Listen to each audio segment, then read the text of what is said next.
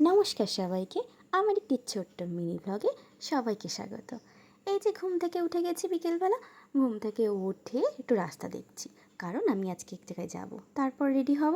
এখন এই যে রেডি হয়ে চলে এসেছি আমি একটি নাটক দেখতে।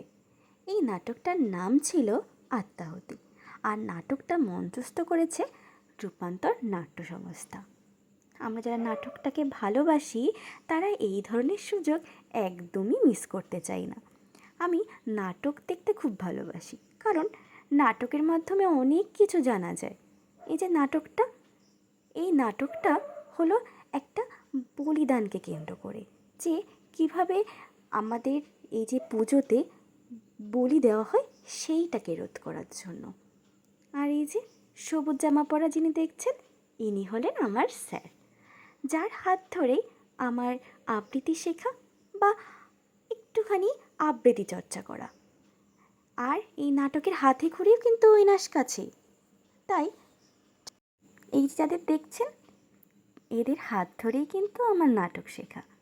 এদের সবার অবদান অনেক বেশি আমার জীবনে, কারণ এনার জন্যই আমরা নাটকটাকে এত ভালোবাসতে শিখেছি। তাই এদেরকে অনেক অনেক ধন্যবাদ।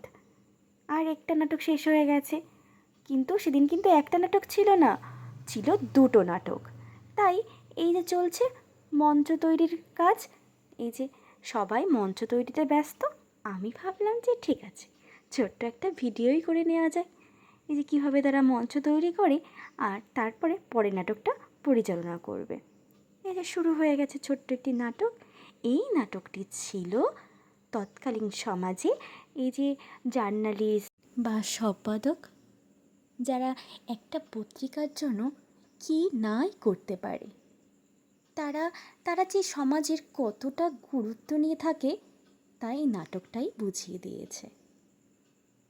তারা জীবনের ঝুঁকি নেয়, জীবনের ঝুঁকি নিয়ে আমাদের কাছে পৌঁছে দেয় নানান রকম খবর, যাদের জন্য আমরা বাড়িতে বসে সতর্ক হতে পারি, যাদের জন্য আমরা এই যে বিভিন্ন রকমের খবর বিভিন্ন সময় ঘরে বসেই পেয়ে থাকি, কিন্তু তাদের প্রাণের ঝুঁকিটা আমরা বুঝি না।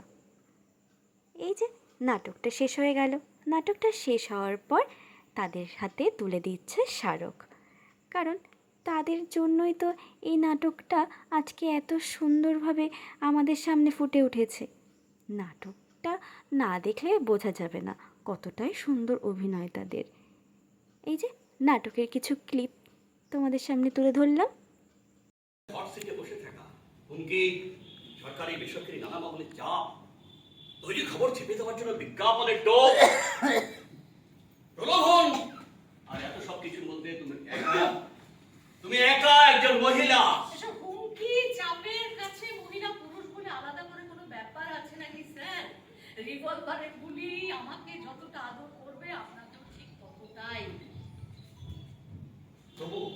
তবু শৈলী, দেখো দেখো কাগজটা আমাকে টিকিয়ে রাখতেই হবে, কিন্তু তাই বলে তোমাকে বলে দিতে হবে না। আচ্ছা শৈলী, শৈলী, আমি যদি তোমাকে প্রমোশন দিই, প্রমোশন, রহিত ভাইয়া, রহিত ভাইয়া, শোনো, তুমি একবার নিতিনকে ডেকে দাও। নাটকটা এই যে এইসবই শেষ হলো, আমরা সবাই হল থেকে বেরিয়ে গেছি, এবার চলে যাব যার যার বাড়িতে। সবাইকে গুড বাই, দেখা হবে নতুন একটা ভ্লগে।